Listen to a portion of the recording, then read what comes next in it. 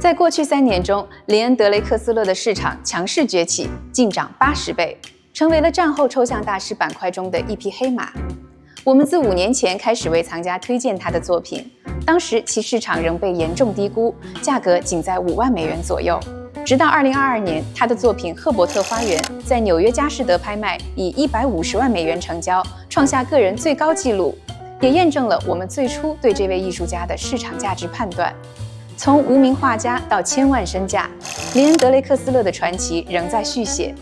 他的成交价格不断攀升，国际展览版图持续拓宽。如今，以高性价比获取他的精品已非易事。本期视频带你走进林恩·德雷克斯勒的北美独家代理画廊，精选3件他职业生涯中不同时期的代表作，提供一个了解并收藏其作品的绝佳机会。Hello, Christine. So wonderful to see you again. Karen, I'm always so glad to see you. Thank you for being here today.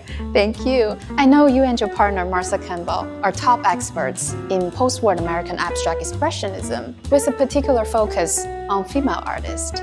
Lynne Drexler, a standout in this field among institutions and collectors, owes much of her market presence to your pivotal role in her rediscovery and establishment. As always, I'm so excited to learn about the new works in your inventory. Thank you so much, Kieran, for that. It is our specialty. We do focus on women artists, female artists from the 1950s and 60s. We have a wonderful roster. You know many of these artists. So Drexler is an important artist. She's now part of the canon of art history. And we're so glad to have you look at this work today. I don't know that we've looked together at a work on paper here. This is a unique gem in many respects.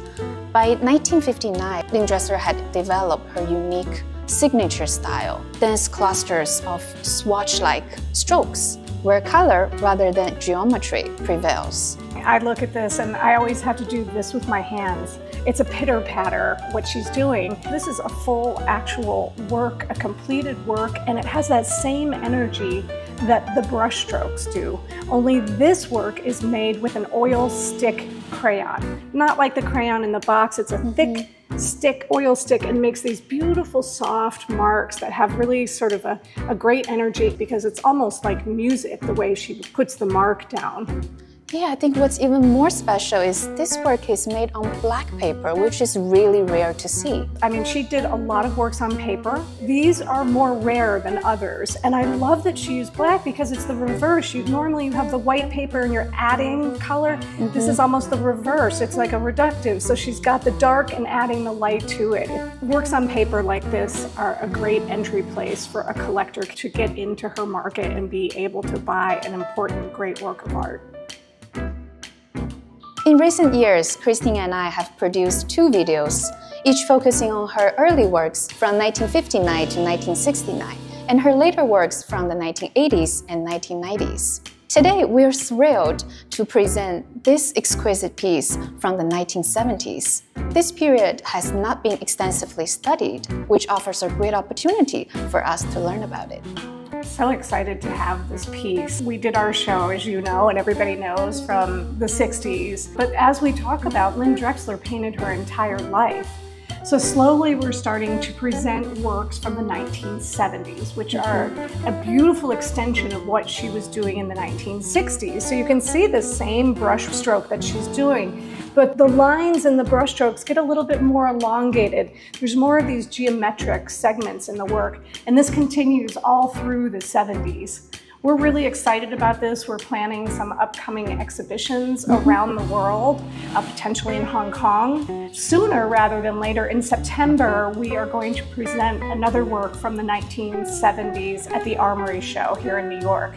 So you will get the first preview of that. Thank you. I cannot wait to see the work.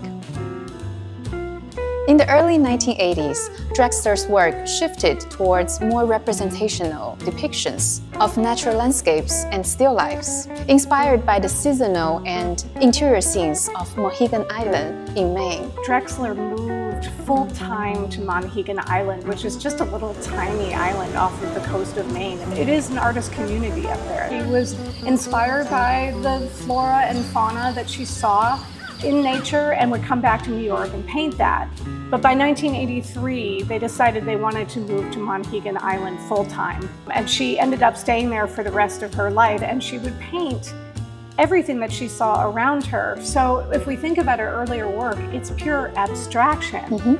So this is quite a shift to representation, but I feel like I understand that because when you get out into nature, you're so inspired by it, and these are so wonderful. It carries on Lynne Drexler's style, this painterly brushwork that we've talked about so often, very iconic, I'll say, in her work. And this is just such a beautiful example. I can't help but think of Bonnard.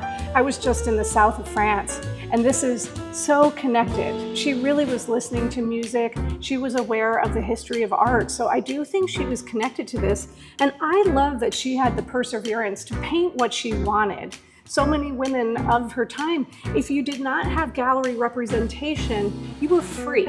And so she was free to change from abstraction to representation and did it in her way. And it's still, you can recognize a Lynne Drexler, you can recognize a late Lynne Drexler. I love this, it's called Spring Suggestion. Such a beautiful name. Lovely. So as you can see in today's video, we present 3 beautiful works from Drexler's career spanning from the 1960s to the 1990s. These pieces highlight her stylistic and thematic transformations, as well as explorations of various mediums, including work on paper and oil on canvas. And this selection provides collectors with diverse opportunities in terms of price, medium, style, and scale. As Drexler's market continues to thrive and her top-tier works become increasingly scarce, there is no better time than now to collect Lynne Drexler. 那我们今天的画廊私访就先到这里。如果你想要收藏视频中介绍的作品，可以在视频下方找到我们的联系方式。